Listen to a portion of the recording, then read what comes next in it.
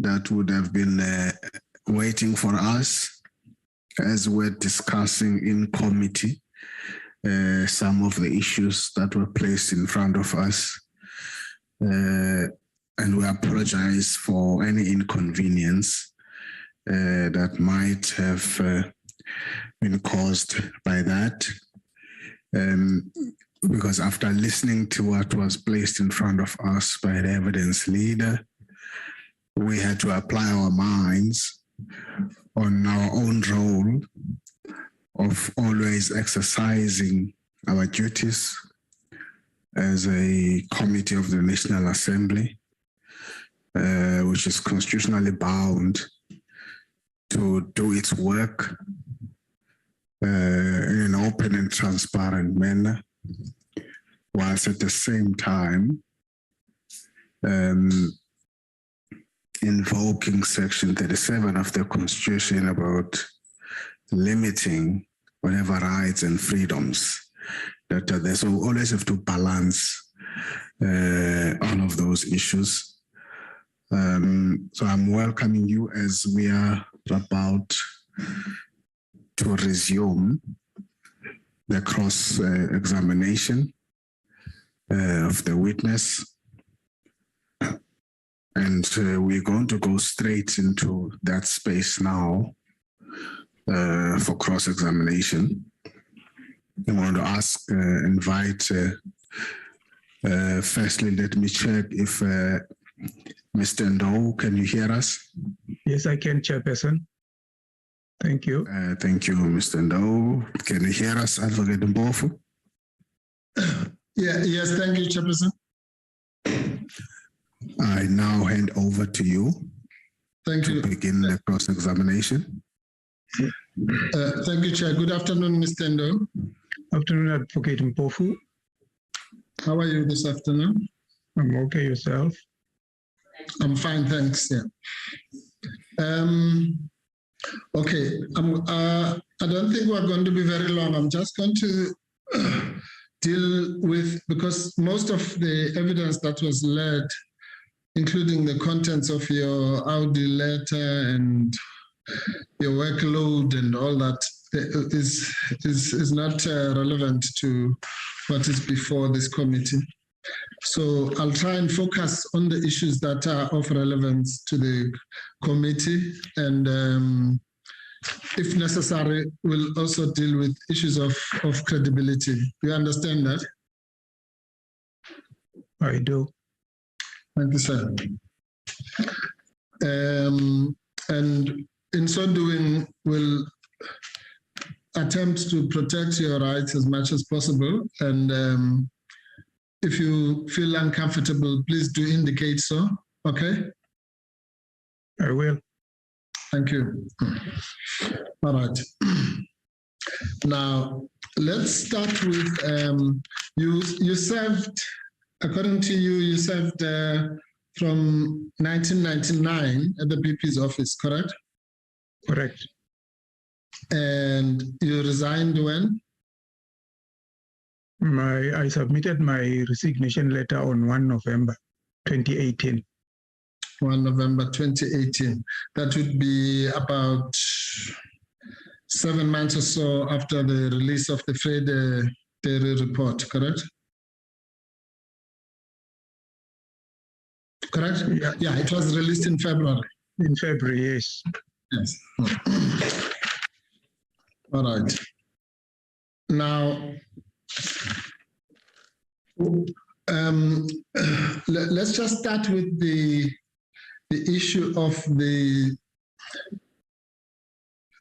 7-9 notices, because you start your affidavit by explaining to the committee what those notices entail. Now, with your experience, I think you might be of help, because I think it's one of the gray areas which have kind of eluded some of the witnesses. Maybe I'm going to do it like this, Mr. Ndou. Firstly, to try and locate the importance of a 7-9 notice, or rather of that section. I'll do it by a kind of comparative method. So let's start with your Audi notice.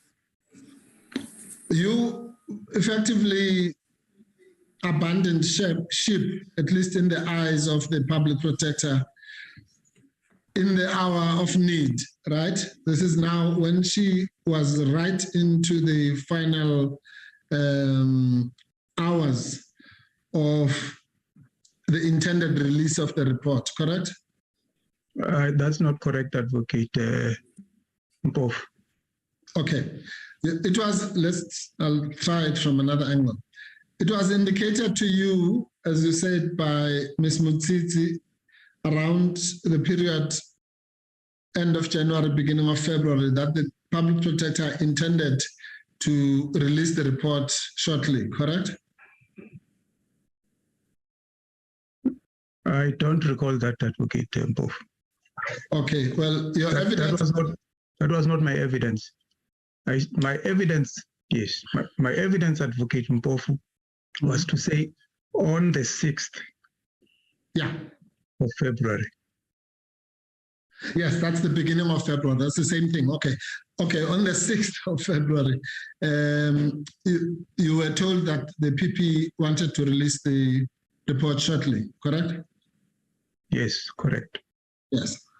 And on the 8th of February, you went AWOL, you disappeared. I did not disappear, Advocate Mpofu. I had applied for leave that was approved with very good reason. Okay. But okay, let me, maybe disappear is a strong word there. You were not there at that hour of need, correct? Yes, I was on approved leave. Yes. And the public protector basically did not know where you were. You did not tell her beforehand when she said you must be here. You didn't say, well, I'm not going to be there because I'm on approved leave, correct? Correct, but I informed Mr. Mtupi to go in and assist with the finalization. Yes, Mr. Ndou, that's why I was saying from the point of view of the public protector, I'm going to come to your reasons why you were not there. I'm saying just try for a minute to put yourself in the shoes of the public protector, okay? Okay? Yes. Yeah. So you're the public protector. You are in charge of this investigation for all intents and purposes, you being Mr. Ndou, correct? Yes. Yes. And as I say, you are aware that the public protector was under tremendous pressure to release this report, correct? Yes. You are aware that she was being threatened with legal action by the DA and all sorts of like-minded organizations, correct? Yes, I was. And you are aware that she had made undertakings in the Free State legislature that the report would be released as soon as possible, correct? I don't think I was part of that. You were not aware. Okay, that's fine. I think, yeah, Mr. Samuel was more aware of that, I suppose, because he was based in the Free State. Yeah. But anyway, you were just aware of the tremendous pressure from whatever quarters for this report to come out, correct? Yes, and that is why I applied for leave for 2 days only. Yes, and you were aware that the report had been basically was 4 years, 3 years or 4 years late. By the time the previous public protector left, it had been basically unconcluded for a period of about 4 years, 3 to 4 years, correct? Yes, correct. Yeah. And that the current public protector inherited this problem and was doing her best to deliver on it, correct? Yes, correct. Yes. Now, that's what, against that background, I'm saying, then when you are told that this matter is now has reached a critical point and the public protector wants to release the report, how would you feel if your lead investigator, the person who's responsible for this, is nowhere to be found and you don't know where they are, basically? My first point of call, Advocate Mpofu, would have been to ask the CEO, the acting CEO, to whom I report. And for me, to be honest, 2 days is not a long period. It could have waited for Monday and Tuesday when I was back in the office. So the public protector should have waited for you for 2 days without knowing where you were. But my direct supervisor knew where I was. No, but for the purposes of this report, you reported to the public protector. You were the key person, correct? Yes. So, and you don't understand why she would be concerned or even upset if at that point, which you have been told about, you are not around without even the courtesy of telling her directly that you will not be there. Or do you understand how frustrating that must be for a person in her position? Advocate Mpofu, the only time I was aware of the email of the 7th was when I was called by Mr. Mtupi to say the public protector is wondering where you were. Because when I got home, I started preparing for my interview. I did not check my office emails. Okay, so when you were told on the 7th that she was wondering where you were, again, you didn't think it would be proper? It was, sorry, on the 8th, sorry, on the 8th. Yes, sorry. Yeah. Anyway, that's fine. And even in your explanation, you did not feel it was necessary to tell the truth about where you were? About my interview? No, and I'll tell you why. I've had experiences in the past where if you go to an interview and you're not successful, some of the people that you report to take it very personally. That is the reason that I felt I did not have to divulge that.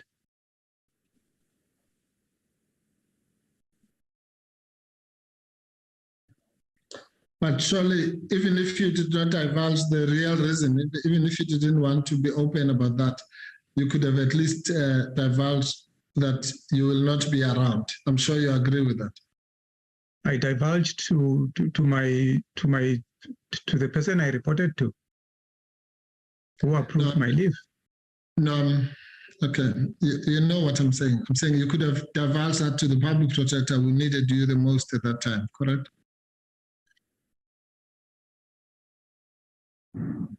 I could have, yes. Yes. All right. Now, anyway, the point I really wanted to make is this. Upset as she might have been, and as I've demonstrated to you, legitimately so, the step that was taken was to give you an Audi letter, in other words, an opportunity to explain yourself, correct?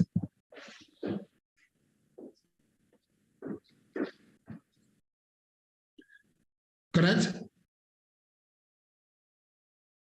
I think Mr. Ndou is frozen. Okay, let's quickly attend to that. Let's take a pause. Okay. Allow him to rejoin. All right.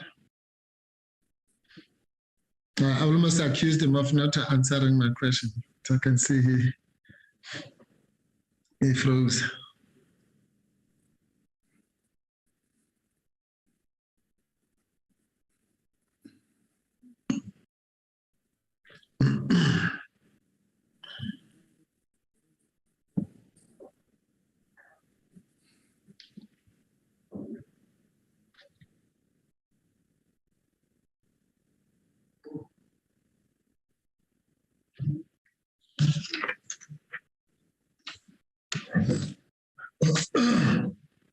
Oops. I didn't re-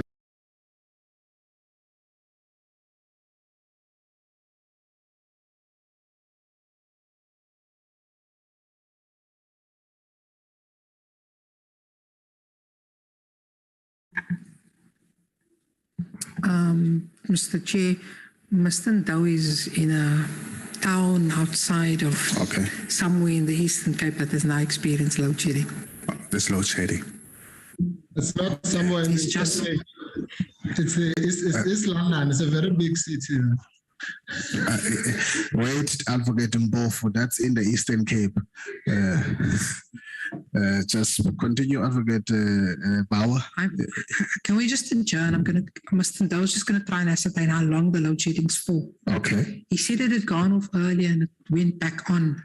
So if you just, I'll have this communication outside and Okay. try and ascertain what's going on. Fine. We'll take a 5 minutes break. Yeah, in supporting that, Chair, I think at last we agree with the advocate Mbovu that it's a very big city, East London, not just a town in the Eastern Cape. Thank you, Honorable Nola. Bauer did not say that. He said somewhere in did. the Eastern Cape. So She must withdraw. She must East withdraw. London She must withdraw, Chairperson.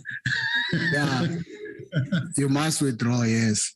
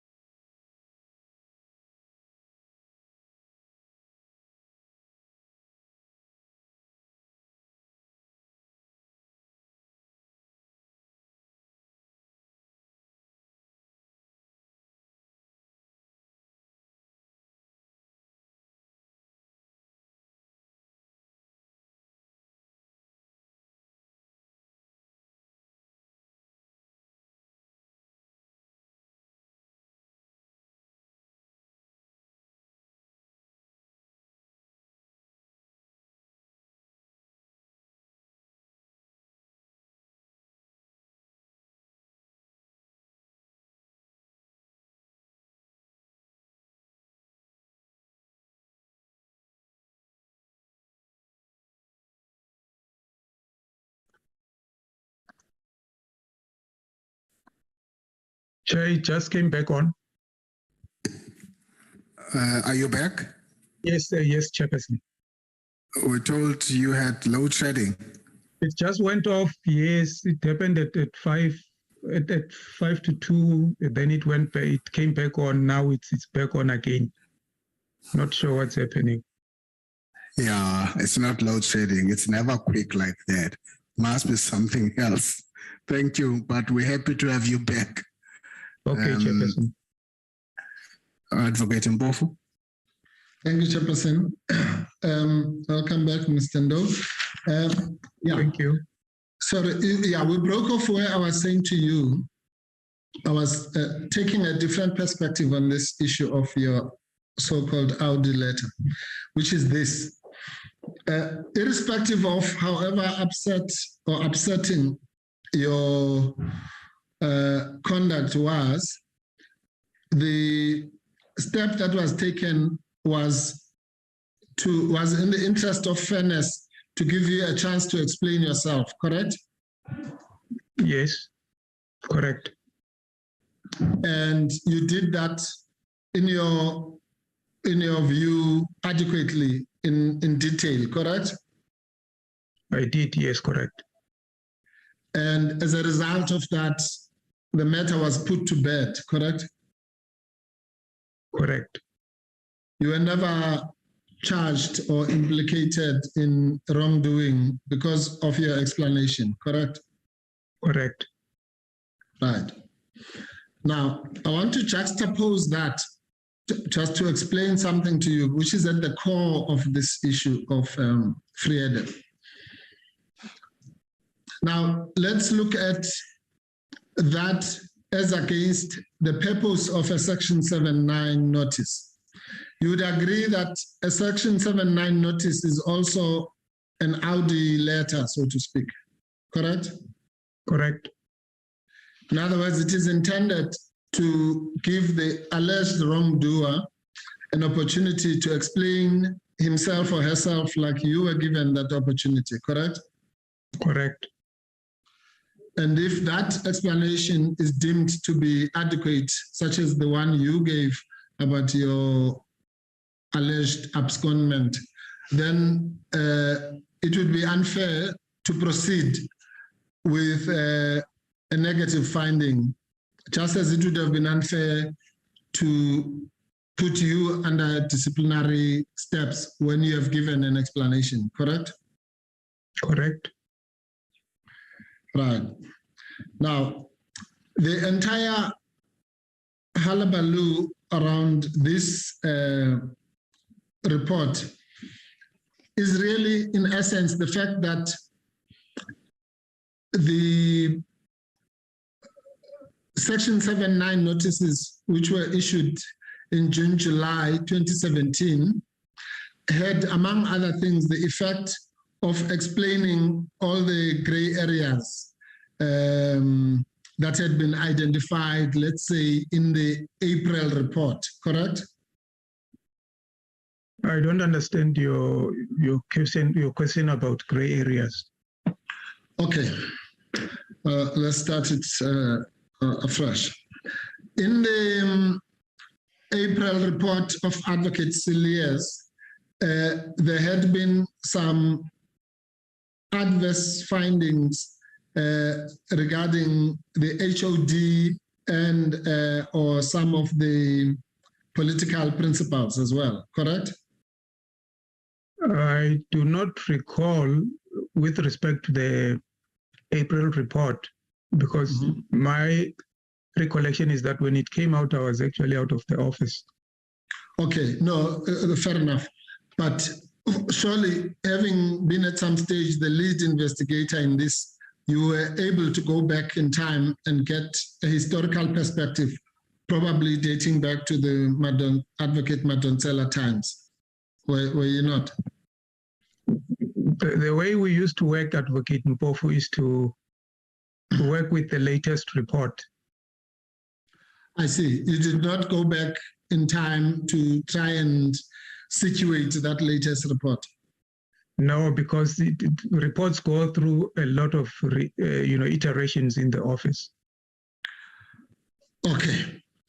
So you were not aware that at some stage the premier, for example, had been implicated? Not to my knowledge, no. But surely you must know that it follows, isn't it, that Section 7(9) notices are only given to implicated parties? Yes. Yeah. So that's why I'm saying, even if you might not have known whether it's the April or the May or whatever, but you should have known that it must mean that at some stage the person was implicated. Otherwise, why would they be given a Section 7(9) notice?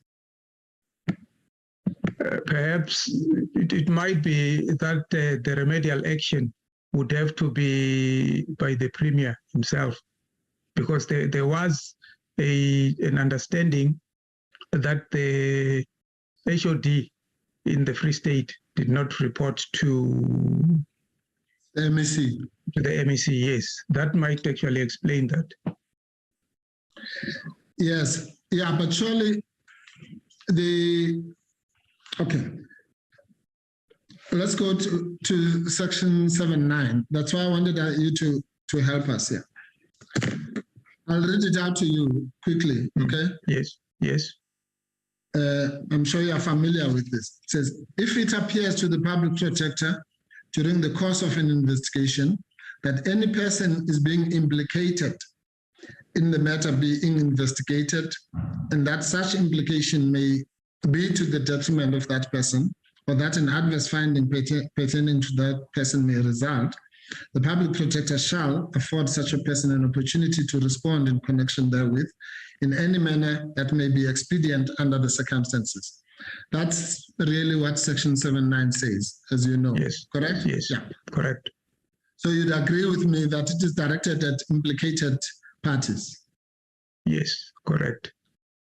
And therefore, if that's why I'm saying by deductive reasoning, if someone is sent a Section 7(9) notice, that means that they are implicated, and vice versa. If they are implicated, then they deserve a Section 7(9) notice, correct? Correct. Right. Yeah, now, the point is this.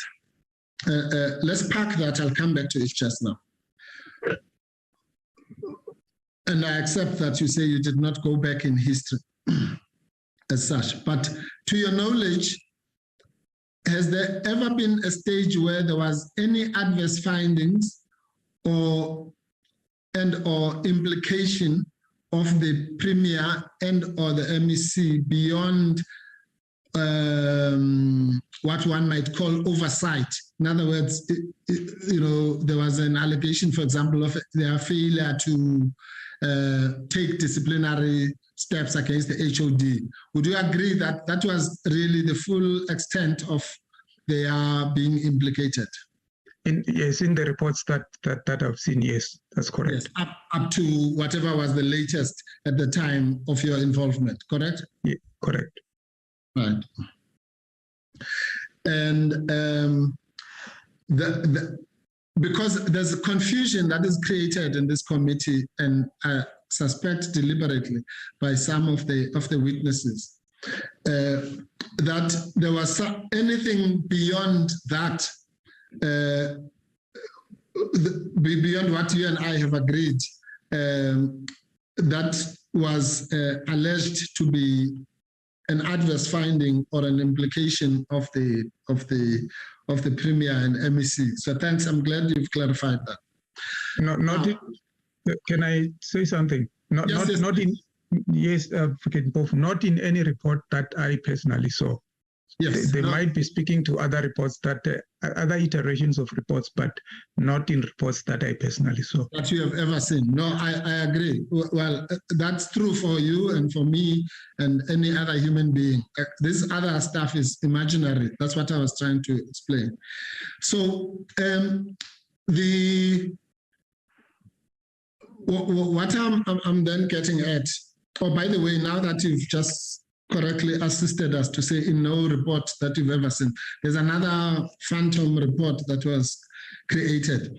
Have you ever seen any report by Mr. Samuel in which he was implicating the politicians in anything other than what you and I have discussed?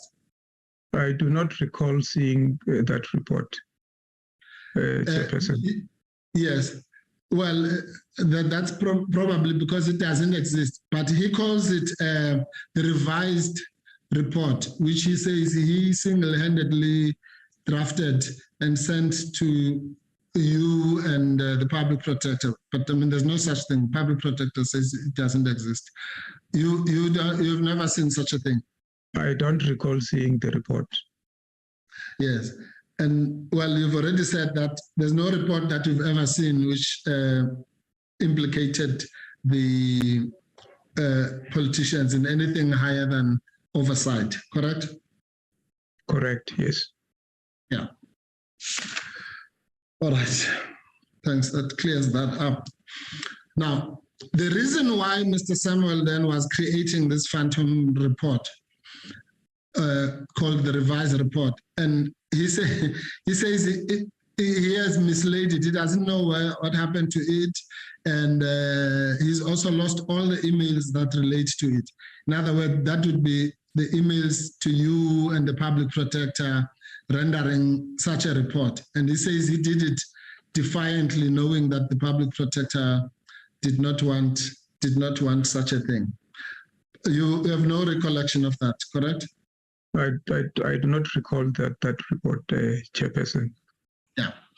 Now, I'm saying that the reason why such a phantom report has to be created in the first place is to perpetuate this narrative that there was something which implicated the politicians in something higher than oversight, which the public protector removed, quote unquote. You understand that you can't remove something that is not there, so you must first create it so that she would have removed it. That's what we will argue at the end of the of this matter. Can I say something, Advocate Ndou, through you, Chair? Of course. Chairperson, I can only speak to reports that I recall. I cannot speak to emails that went missing in Mr. Samuel's laptop. I'm not privy to that, unfortunately. Yes, I can only speak to what I recollect, given the time frame also. No, yes, please be patient with us, Mr. Ndou, and understand why I'm asking you the question. It is to assist the committee to separate the wheat from the chaff. And unfortunately, well, but unfortunately, I have to ask you these questions. I understand where you're coming from. In other words, what you are saying is that you are not the one who has alleged the existence of such a report. In fairness to you, you haven't said such a thing in your statement, correct? Yes, and I'm also saying I don't recall any such report. Yes, no, that you have established, but I thought you were now protesting that you cannot answer about reports that you don't know. So I'm trying to explain to you why I'm asking you the question.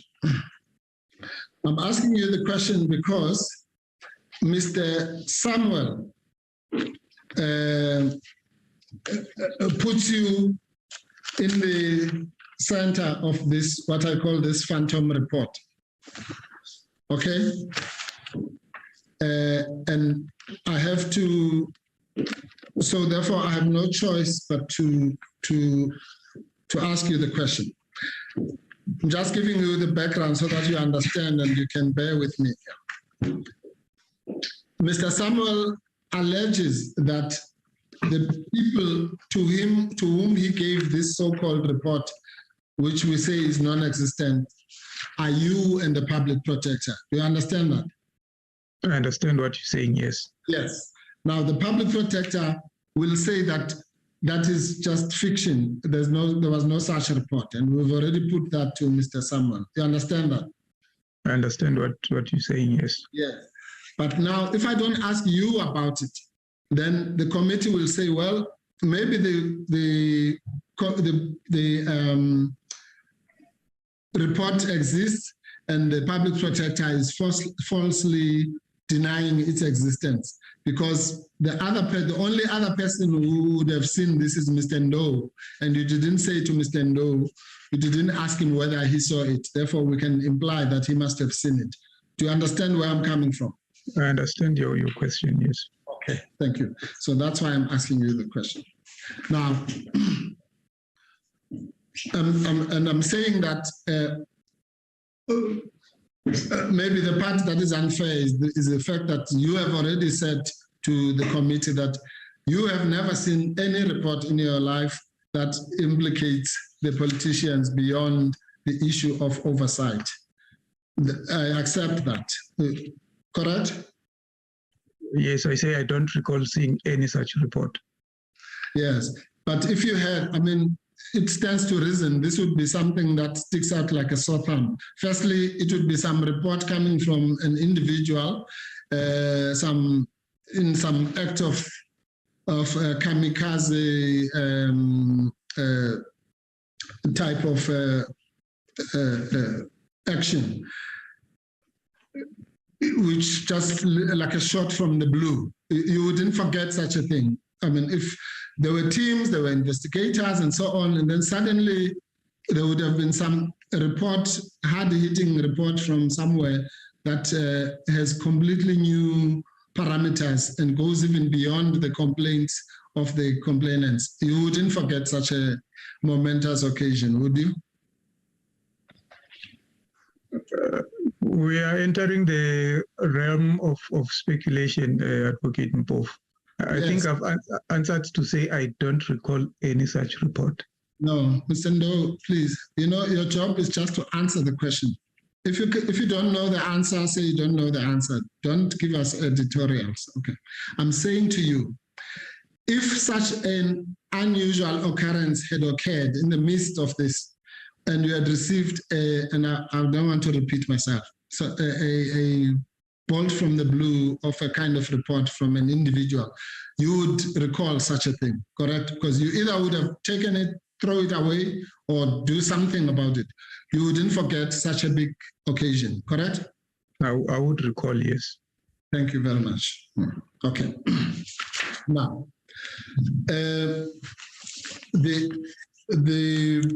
and for that, we will argue again at the end that the public protector's version that the so-called revised report was a product of Mr. Samuel's imagination is the only reasonable conclusion. Anyway, back to what we were discussing. I'm saying that now the public protector's version will be that the premier, let's start with the premier, indeed gave a detailed explanation in respect of the oversight implication which was directed to him. And my understanding is that at some stage you saw the response. You must have, because you were asked to write a follow-up letter, correct?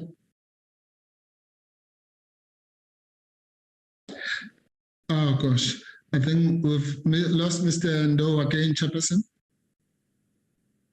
Okay, let's check. It seems to have frozen again. We'll try and locate him again. Just a pause. Yeah. This time it might be a real load shedding.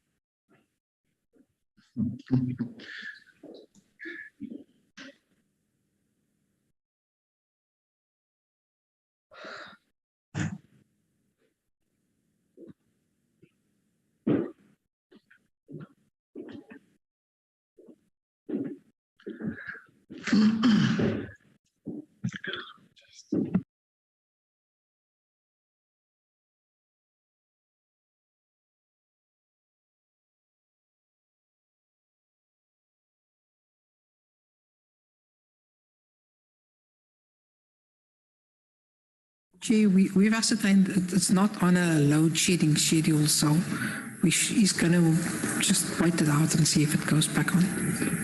Thank you, Advocate Bauer. And he's not in East London. You're providing too much information. This is withdrawing earlier accusation. All we know is that he's in the air virtually, so he could be anywhere, but we'll wait for him. Okay.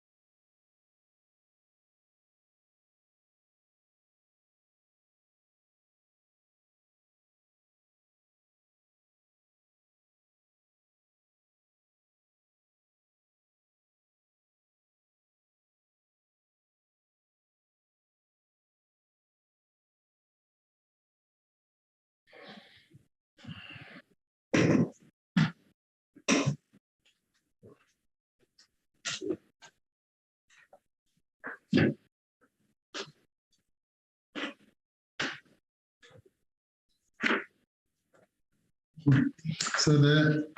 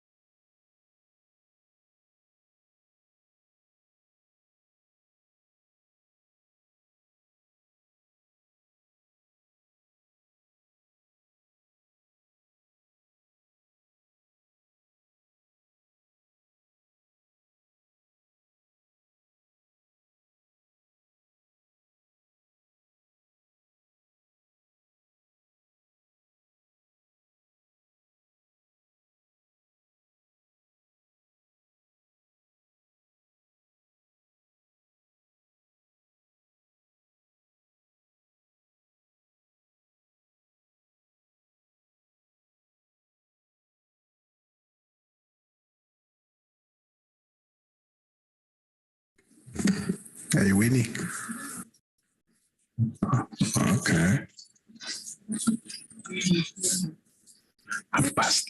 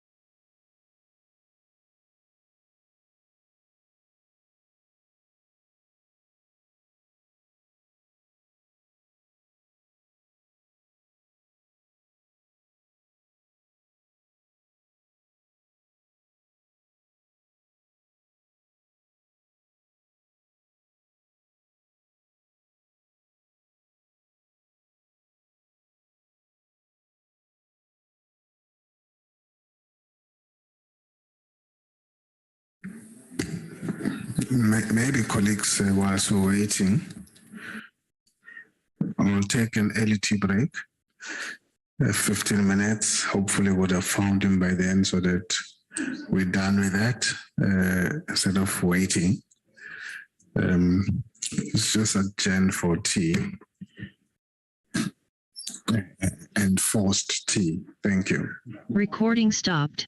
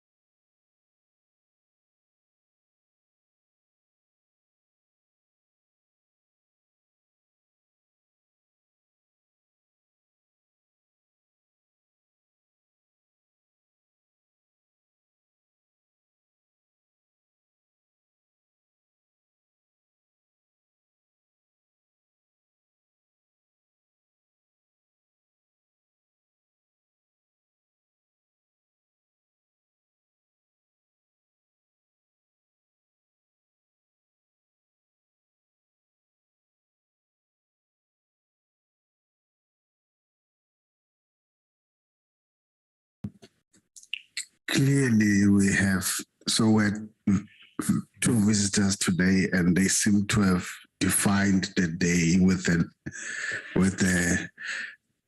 on and off kind of day.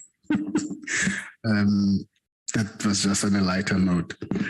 We don't seem to be succeeding with getting back Mr. Ndou. Where he is, he's gotten off the platform by something beyond his control. We're told where he is, there's storm. So it's not load shedding, basically. So it will take time to get him reconnected and getting him back. So it does seem that our day, we couldn't gather any momentum. In the way we would have started, the only momentum we had was in the morning with the evidence leader. Don't know what task she had. That everything else just moved. And as you know, that we would have been off tomorrow and have a hectic week next week. So what is in front of us now is that we have no choice but to pause for the day and have Mr. Ndou joining us on Monday or any of the day next week. I won't put a day. I will depend on Advocate Bauer and team. They'll work that out. Possibly to also have him sitting there with us. Next week was already full. So I do want to warn members that maybe I'll ask Advocate Bauer to just speak to you briefly. But I think the point now is that we will not proceed any further on the cross-examination, not because Advocate Mpofu has gone AWOL. He's still around. Chairperson.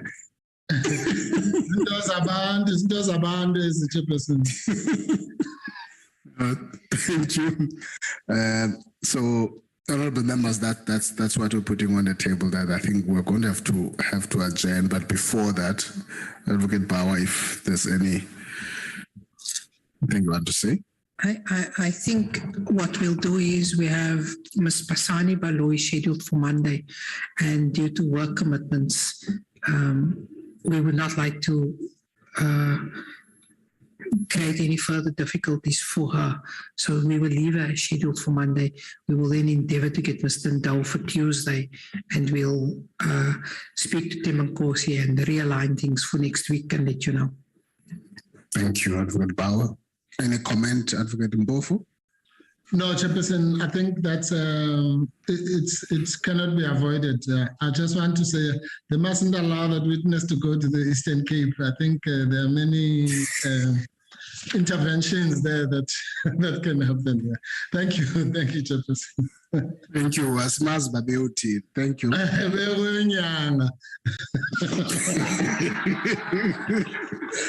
Okay, thank you, Advocate Mpofu. Let's thank everybody and sincerely apologize to everybody else who would have been inconvenienced by our on and off today. As you can hear, it's just something beyond our control. I would have loved to have completed everything that was meant to be done today. So thank you very much. The meeting is adjourned. Thank you. Thank you. Recording stopped.